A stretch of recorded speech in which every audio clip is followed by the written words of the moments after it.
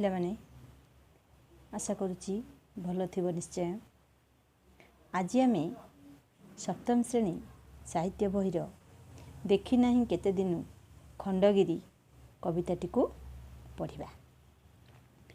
ए कवितार कवि हेले उत्कलमणि गोपबंधु दास। देख पिले आज आम उत्कलमणि गोपबंधु दास को द्वारा लिखित देखी नहीं केते दिन खंडगिरी कविताटी को आज पढ़ा। ए उत्कलमणि गोपबंधु दास पुरी जिलार सुवंड ग्राम रे जन्मग्रहण करथिले। से सत्यवादी ठारे वन विद्यालय प्रतिष्ठा करी से देशप्रेमी संग्रामी मनीष तैयारी करने संगे संगे साहित्य माध्यम रे आम संस्कृति और समाज को उन्नत करने को सारा जीवन प्रयास करथिले। तांकरी आदर्श को भित्ति करी ओडिया साहित्यर एही समय को सत्यवादी युग मध्य कहा जाए। धर्मपद कारा कविता धर्मपद कारा कविता बंदीर आत्मकथा अवकाश चिंता इत्यादि तांकर अम्लान।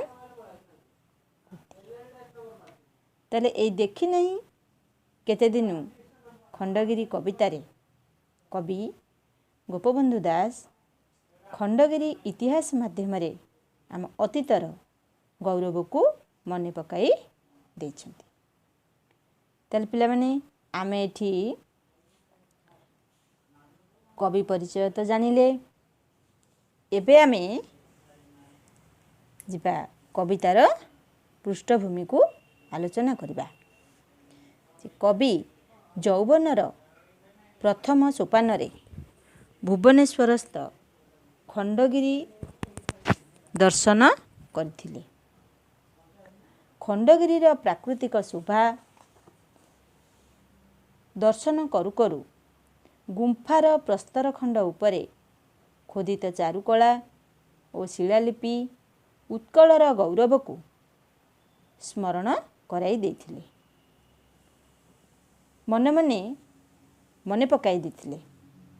कल्पना नेत्र रे से उत्कलर महामहिम ऐर खारवेलଙ୍କ कीर्तिराजी दर्शन करथिले। परवर्ती समय रे से तांको अतिक्रांत यौवन रे जेतेबेले खंडगिरी को आउ थरे दर्शन कले सेतेबेले उत्कलीय पूर्वपुरुष मानक गौरव गाथा स्मरण करी ए कविताटी को रचना करथिले। ताले पिले माने एबे तुमे कवि परिचय जानिलो ता सहित कविंकर परिचय जानी खातारे लिखिबो। एबे आमे विषयटी को कविताटी को पढ़िबा। पढ़िबा पूर्वरु किछि कठिन शब्दर अर्थ तुमे देख मु तुमको लिखिक देखै दोची। तुमे एतक लिखिबो। ए कठिन शब्दर अर्थ गुड़िक लिखिबो। ए कठिन शब्दर अर्थ गुड़िक समस्ते खातारे लिखिबा। कवि परिचय लिखिबा सहित ए कठिन शब्दर अर्थ को मध्य खातारे भल भाबरे लिखिबा। कठिन शब्दर अर्थ जानिले कविताटी को बुझिबा सहज हेबो। ताले पिला माने एबे आमे आस से कविताटी को पढ़ी बुझिबा। कविंकर जो यौवन अवस्था रे कवि खंडगिरी देखिबार सुजोग पाइथिले। स्वभाववशतः से थिले सौंदर्य पिपासु। खंडगिरी परिपार्श्व थिबा प्राकृतिक शोभा दर्शन करी से विमुग्ध होइथिले। भावविह्वल होई से कल्पना करथिले अतीतर उत्कलर सम्राट महामेघवाहन ऐर खारवेलଙ୍କର ऐश्वर्यपूर्ण कीर्तिराजी को। ताले तांकर एई भावना रे ओडिशार अतीत थिला गौरवमय। ओडिशार राजा महाराजा मानक महान कीर्तिराजी एबे मध्य पहाड़ और पर्वतर शिलागात्र रे मठ मंदिर पृष्ठभाग लिपिबद्ध होई रही। खंडगिरी पहाड़र गुंफा और प्रस्तर खंड उपरे सम्राट खारवेलंकर गौरवपूर्ण कीर्ति समूह खोदित होई अद्यावधि दर्शक मानकु विस्मित करुछि। तेले कविंकर ए प्रथम पदटी को आमे जानिबा। मु तो टिकि समय कहली जे देखी नाही केते दिनु खंडगिरी इतिहास जार अंके अंकित अमर अक्षरे नीरव गंभीरे गाए जे उत्कल गौरव गीत। ताले ओडिशा रो अतीत थिला गौरवमय। ओडिशार राजा महाराजा मानकर महान कीर्तिराजी एबे पहाड़ पर्वतर शिलागात्र रे मठ मंदिर रे लिपिबद्ध होई रहिछि। खंडगिरी पहाड़र गुंफा और प्रस्तर खंड उपरे सम्राट खारवेलंकर कीर्ति समूह खोदित होई एबे मध्य दर्शक मानकु बा पर्यटक मानकु विस्मित करुछि। ताले एई खंडगिरी पहाड़ वर्तमान एबे सुधा मध्य ए उत्कलर गौरव को बहन करिछि। पड़े एबे मने प्रथम यौवने सुषमा पिपासा भाव उन्मादे खंडगिरी सिरी देखी नेत्र भरी चिंता निमगने बसिली पादे। एबे यौवनर प्रथम सोपान रे कवि खंडगिरी दर्शन करिवार सुजोग पाइथिले। से स्वभावतः सौंदर्य पिपासु, तेणु खंडगिरी परिपार्श्वरे थिबा प्राकृतिक शोभा दर्शन करी से विमुग्ध हो जाइथिले। भावविहल होई से कल्पना करिथिले अतीत उत्कलर सम्राट खारवेलंक ऐश्वर्यपूर्ण कीर्तिराजी को।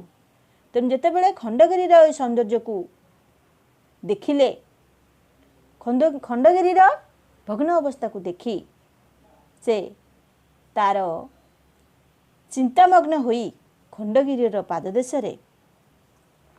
बसी पड़िले। कल्पनार पोते काल प्रतिश्रुते भासी देखिली मु उज्ज्वल छवि इतिहास जार नकरे प्रचार चिंती नाहंती जा काव्य कवि। जे कल्पना नेत्र रे कवि देखिथिले सम्राटंकर विलासपूर्ण राजप्रसाद, शुणी पारुथिले प्रसाद प्रांगणरू विभिन्न प्रकार राज सम्मानीय कथा, जेमिति कि राजप्रसादर कथा गुड़िक से जानी पारुथिले। जे कल्पनार पोते काल प्रतिश्रुते भासी देखिली मु उज्ज्वल छवि एई कालर बा समयर स्रोतरे एठी काल काल आसी अर्थगत पार्थक्य। काल अर्थ पिले कौन ना समय, आउ गोटे काल आसबा हमर कौन कहबा आमे जे आउ गोटे काल होची मृत्यु। ताले एई समयर स्रोतरे सबू कौन है ना खंडगिरीर सौंदर्य नष्ट हो जाइछि। जेमिति जे भासी देखिली मु उज्ज्वल छवि, उज्ज्वल छवि एठी पिले कौन ना खंडगिरी दर्शन काल रे कवि उत्कलर गौरव व समृद्धि विषय रे कल्पना करने प्रसंग रे यह कह जाइछि। तले इतिहास जार नकरे प्रचार, एठी इतिहास रे तार ना नाही मध्य हेले मध्य कि केउ काव्य कवितार कविंकर वर्णना नाही सत हेले भी खंडगिरीर सौंदर्य एबे भी कविंकर मनरे रही आसीछि। जदि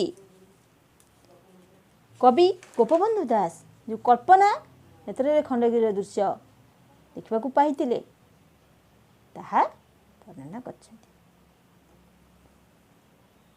कविकुल कलिंग भूमिर एही अतीत गौरव कथा वर्णना मध्य करी नाहंती। इतिहास मध्य ए सबुर विशद प्रचार करी नाही। रेख जार लिभिची आजी कालर प्रभावे जनस्मृति पटु रूपरेख जार लिभिची आजी कलिंगर सेई अतीत विभव ऐर खारवेल किरती राजी। जे कालरे प्रभाव रे कालर प्रभाव उत्कलर सौंदर्य नष्ट हो जाइछि सत, खंडगिरीर सौंदर्य नष्ट हो जाइछि सत, किंतु कवि एठी से अतीत को मन पकई जे कालर प्रभाव जनमानसरु कलिंगर प्रभावशाली सम्राट ऐर खारवेलंकर शासनर महत्वपूर्ण गाथा आज लिभि जाइछि, किंतु से गाथा लिपिबद्ध होई रहिछि खंडगिरी और उदयगिरीर शिलागात्र रे। कवि कल्पना रे देखिछंती जे ऐर खारवेलंकर कीर्तिगुड़िक केमिति लिपिबद्ध होई रहिछि एबे भी आमे देखिबाकू पाउछे। जे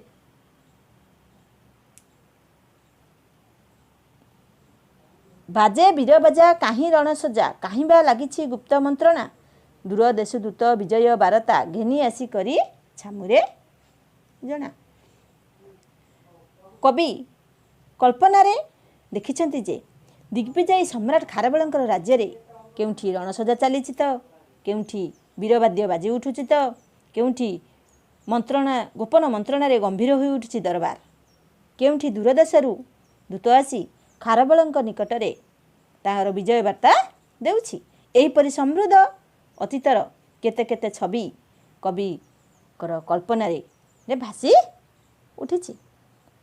श्रमण सन्यासी दल दल बसी चाली अछि काहीं तत्व विचार, गंभीर निर्घोषे लोक उपदेशे काहीं बा अहिंसा धर्म प्रचार।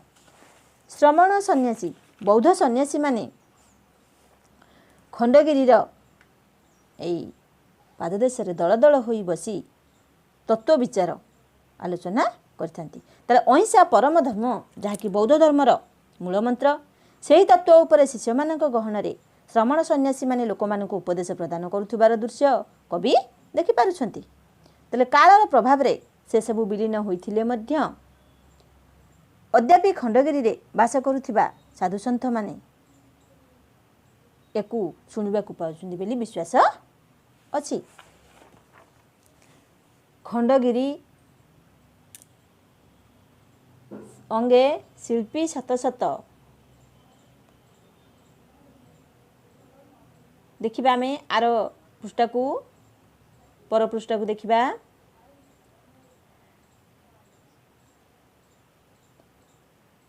खंडगिरी अंगे शिल्पी शत शत खोलते निर्भूत गुंफा निरते काहीं गुप्तचर राज्य समाचार एकांते जणाई नृपपुरते। खंडगिरी शरीर रे शिल्पी शह शह शिल्पी एटी शत शत तालबेश शत आ दंत शत ए शत शत बतरे अर्थगत पार्थक्य रही समान उच्चारण हेउथिले भी तार अर्थ अलग रही। दंत तो शत अर्थ होची सत्य, तालबेश स तो अर्थ होची शह शह। ताले एठी आमर कोन हबो शिल्पी शत शत, ताले शह शह शिल्पी सबु बेले कोन करंती ना गुंफा खोदन करुथिले। काहीं गुप्तचर राज्य समाचार एकांते जणाए नृपपुरते, केउठी राज्यर समाचार मध्य कोन राजांक आगरे दूत आसी प्रकाश करुछि। ताले कल्पनार नेत्रे एही परी केते दिशे चित्र खंडगिरी शरीरे विनष्ट सर्वस्व वृद्ध खंडगिरी विरक्त पराए उभा गंभीरे। ताले कल्पनार नेत्रे एही परी कल्पना रे कवि भाविचंती कोन जे अनुभव करचंती जे विनष्ट सर्वस्व खंडगिरीर ये सबू तार शरीर जो चित्र कवि कल्पना रे देखिथिले सेपरि विनष्ट सर्वस्व वृद्ध खंडगिरी विरक्त पराए उभा गंभीरे। एबे से खंडगिरीर सौंदर्य लुचि गलानी, से विनष्ट ध्वंस विध्वंस तार सबकिछि सर्वस्व सर्व शब्द परे स्व लगिछि। सेमती आउ स्व लगेकी शब्दर परे आमे शब्द करि परिबा राजस्व निजस्व। ताले एई विनष्ट सर्वस्व ध्वंस सबकिछि ध्वंस पाई जाइथिबा वृद्ध खंडगिरी विरक्त पराए उभा गंभीरे एबे गंभीर भावरे छिड़ा होइछि। जेमिति कि सत जेपरि तांक सम्मुखरे विनष्ट सर्वस्व वृद्ध खंडगिरी दंडायमान ସେହି गौरवमय अतीतर मुकसाक्षी होई आज भी ठिया होइछि। महाकाल नीरे बुदबुदु पराए जाई अछि मिसी कलिंग भूति कलिंग संतान भूली छंती एबे कलिंगर नाम गौरव स्मृति। महाकाल नीरे समयर स्रोतरे कौन होची ना बुदबुदु पराए पानी फटका भली कलिंगर ऐश्वर्य कौन होची ना नष्ट होई जाइछि। कलिंग संतान भूली छंती एबे कलिंगर सेई आमे संतान होई आमे आम उत्कलर नाम को आम गर्व गौरव को आमे भूली जाइछे एबे आमे पासरी जाइछे। ताले एई पहाड़टी हेले मध्य से तार कलिंगर ए उत्कलर गौरव को अद्यावधि तार शरीर रे लिपिबद्ध करी से मुकसाक्षी होई ठिया होइछि। ताले एबे आमे कलिंग संतान हेले मध्य आमे कोन करछे आम निजर उत्कलर ऐश्वर्य को आमे कौन होइछे भूली जाइछे तार गर्व गौरव को आमे भूली जाइछे। तापर देखिबा तथापि से गाथा रखी अछि गिरी काल परा भवे देखाई हिया अति नारखार राणी हंसपुर साक्ष्य देवा लगी अद्यापि ठिया। परवर्ती समय से कालर कराल गर्भरे लुचि जावाकू बसिला उत्कलर सही प्राचीन किचिराजी तथापि मध्य परित्यक्त अवस्था पड़ी रहिला सही खंडगिरी। तेले एई कल्पना राज्यरू कवि जेतेबेले वास्तव जगत को फेरिछंती से खंडगिरी को देखी तांकर दुख मन दुख होई जाइछि। तथापि से गाथा रखी अछि गिरी तथापि सेई उत्कलर सेई गाथा को गर्व को रखी अछि काल पराभवे देखाई हिया कालर प्रभाव रे मध्य से देखाई पारुछि। अति नारखार राणी हंसपुर से अति नारखार अवस्था रे से राणी हंसपुर एबे भी साक्ष्य बा साक्षी देबा पाई से एबे भी ठिया होई रहिछि। चुलू मूल जाए शोभे शिलाकाए चुलू मूल जाए शोभे शिलाकाए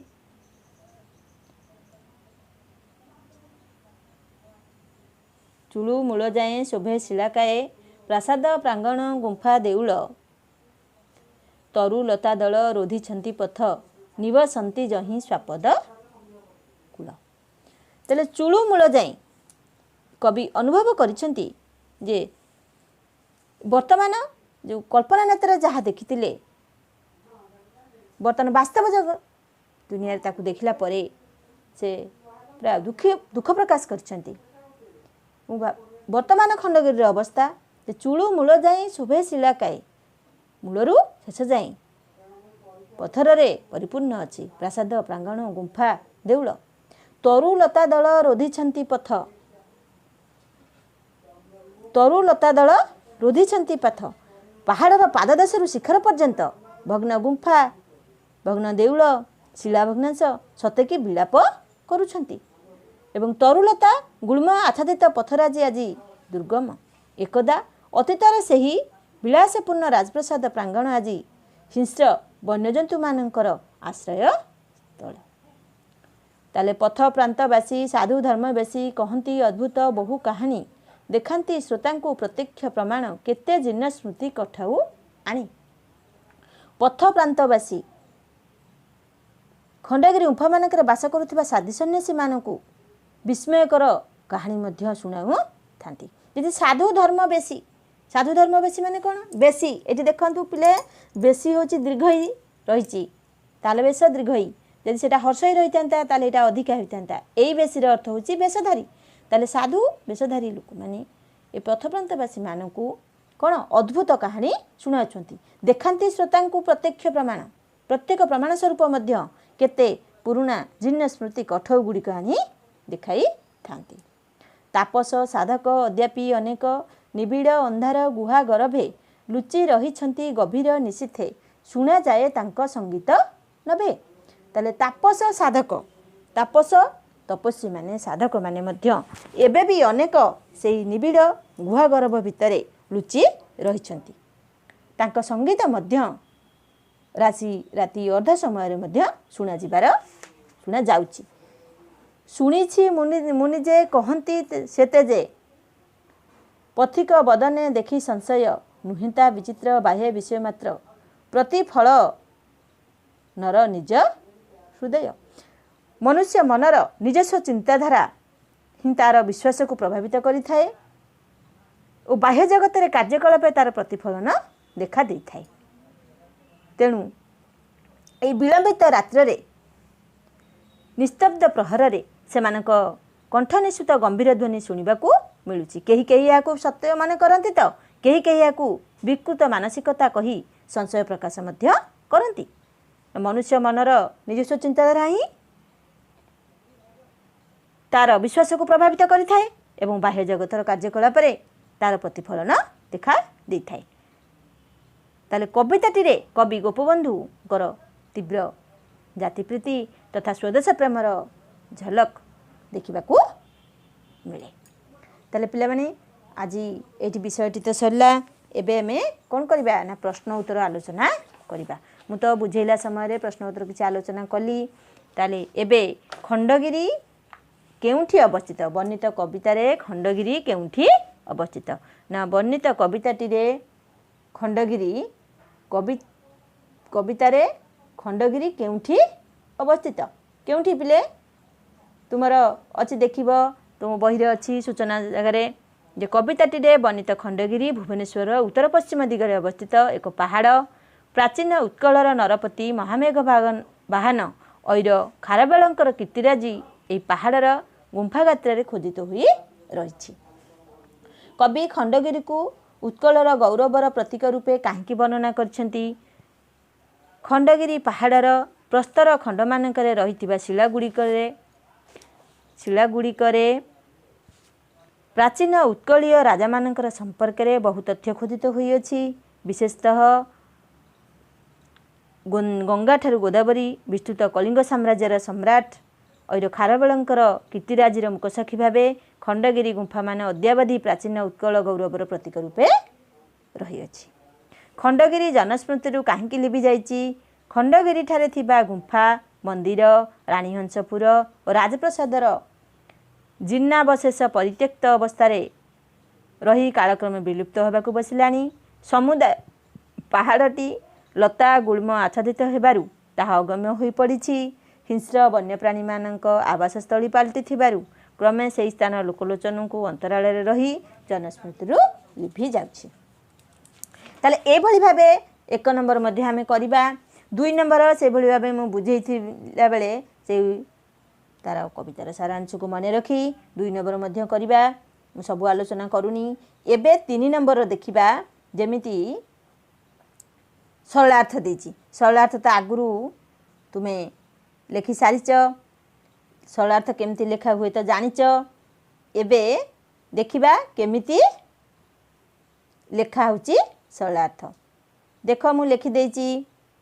एबे आमे से सरलार्थ को देखिबा केमिति लेखा हेछि। देख पिले आमर प्रश्न अच्छी देती तीन नंबर रख नुहेता विचित्र बाह्य विषय मात्र प्रतिफले नर निज हृदय। तारे उक्त पद्यांशटी आम पठित साहित्य बहिर गोपबंधु दासंक रचित देखि नाई केते दिनु खंडगिरी शीर्षक पद्यरु आनीत। एठारे कवि मनुष्यर निज मनर भावना किपरि बाह्य जगत रे प्रतिफलित होईछि ताहा वर्णना करछन्ति। तमे तो आगुरु षष्ठ पर्यंत बहुत सरलार्थ लिखिच। एबे सरलार्थ लिखिबार असुविधा हबनी बोली मु भाबुची। तथापि तो उत्तर मु कहिदेली एई भली भाबे लिखिबा आउ ठीक प्रसंग भित्तिक उत्तरटी को लिखिबा। जे खंडगिरी पथ प्रांत रे बास करुथिबा बहु साधुंक ठारू खंडगिरी संबंध रे नाना अद्भुत कहानी मान सुनिबाकू मिले। विलंबित रात्रिर निस्तब्ध प्रहर रे अंधकार गुहा मध्यरे शून्यरू संगीत शुणा जाए बोली साधु माने कहती। सेमानक मतरे कहीं अंधकार गुहा मध्यरे एबे मध्य बहु साधु तपस्यारत अछंती और सेमानक मुख निश्रुत मंत्र उच्चारण निषार्धरे शुणा जाए। यह अनेक पथिक अविश्वास करिथांती। मात्र कवि साधु मानकर एतादृश भक्ति रे विस्मित होई नाहंती, कारण सेमानक हृदय रे सेहीपरि धर्मधारणा रहिथिबारु तांकु सेहीपरि शुणा जाए। मनीष मनर भावनार रूपांतर तार बाह्य जगत रे देखिबाकु मिले बोली कवि एठारे प्रकाश करिसेंती। ताले प्रसंगटी शिक्षामूलक बा यथार्थ अटे। ताले तुमे ए तो सरलार्थ जानि पारलो।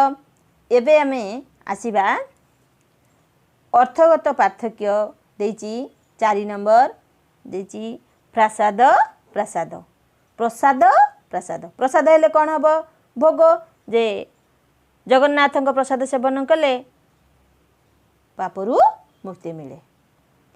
जमी प्रसाद कोठाघर सुरबाबू बासस्थान एक 3 महला विशिष्ट प्रसाद अटे।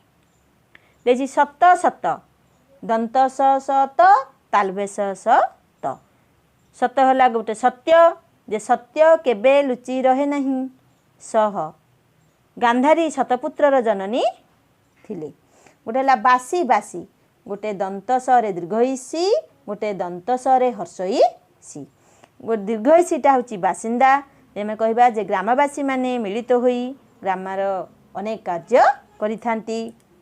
दंतस रे हर्षई बासी ले बासी खाद्य खाइबा उचित नुहे। गोटे देइची खर आउ खार। गोटे खर हला क्षिप्र वर्षा दिने नदीर जल खर होइथाए।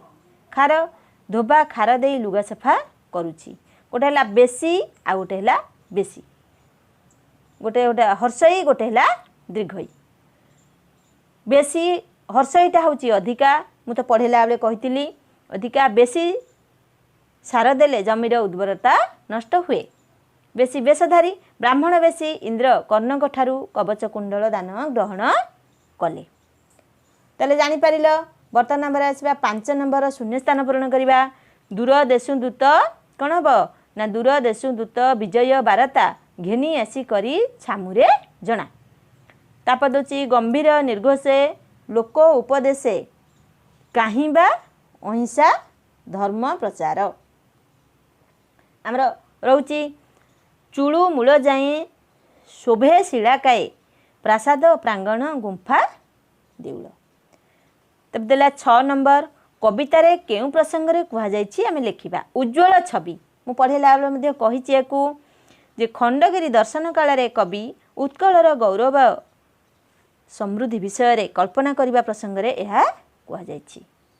अच्छा कलिंगर भूति सम्राट खारवेलଙ୍କ समय रे ओडिशा कलिंग भावे परिचित थिला। तांको राजत्व समय रे राज्य गंगा ठारू गोदावरी जाए विस्तृत थिला एवं कलिंगर कला संस्कृति धर्म वाणिज्य व्यवसाय सबु क्षेत्र रे प्रसिद्धि लाभ करथिला। एही प्रसंग रे कलिंगर भूति कथा कहा जाइछि। प्रत्यक्ष प्रमाण जीर्ण खंडगिरी गुंफा मध्यरे तपस्वी और साधक माने बास करुछंती एवं निस्तब्ध रात्रि सेमानंकर कंठ निश्रुत गंभीर ध्वनि शुणा जाए बोली पहाड़ उपकंठरे रहुथिबा साधु सन्यासी माने दृढ़ भावरे कहितांती। यार प्रत्यक्ष प्रमाण स्वरूप सेमानंक व्यवहृत जीर्ण कठौ आदि देखाइथांती। एही प्रसंग रे प्रत्यक्ष प्रमाण कथा कहा जाइछि। और देछि संगीत नभे एकदा खंडगिरी गुंफा मानकरे बौद्ध श्रमण सन्यासी माने शिष्य मानक गहन रे धर्मतत्व आलोचना करुथिले। परवर्ती समय रे जीर्ण खंडगिरी परिपार्श्वरे बसवास करुथिबा साधु सन्थ माने दृढ़ भावरे कहंती जे अद्यावधि बहु तपस्वी गुंफार निर्भूत कक्षरे साधनारत अछंती। विलंबित रात्रिर निस्तब्ध प्रहर रे सेमानंक गंभीर कंठ संगीत मंत्र उच्चारण शुणिबाकू मिले। एही प्रसंग रे संगीत नभे कथा कहा जाइछि। तापर आसिला में केतोटी प्रतिशब्द देछि। काया काया माने कोन शरीर देह निशिथ रात्रि अर्धरात्रि कठाउ कोन हबो खड़म पादुका तो हम हिया बक्ष छाती नभ आकाश गगन ताले जानीपार। बर्तमान देखा 8 नंबर तले दि जाइथिबा शब्द गुड़िकर अर्थ लिखा जमी देछि रोधिछंती। रोधिछंती माने कौन अटकाइछंती बाधा देइछंती। निवसंती ता अर्थ कौन हम ना बास करती।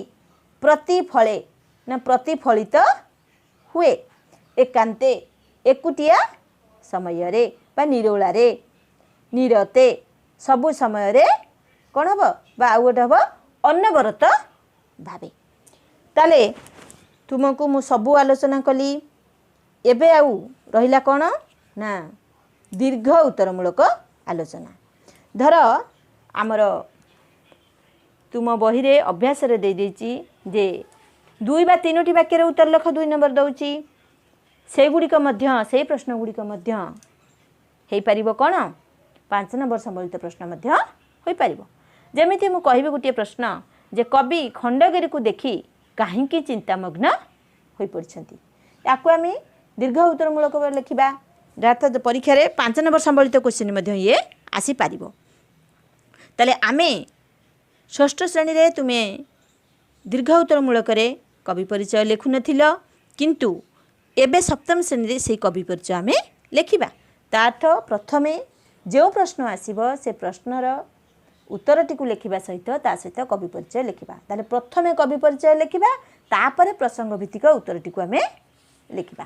ताले कवि परिचय आमे कोन लिखिबा जेमती यार कवि होउछनी गोपबंधु दास। ताले गोपबंधु को दासଙ୍କ विषय त मु कहिछि प्रथमरु।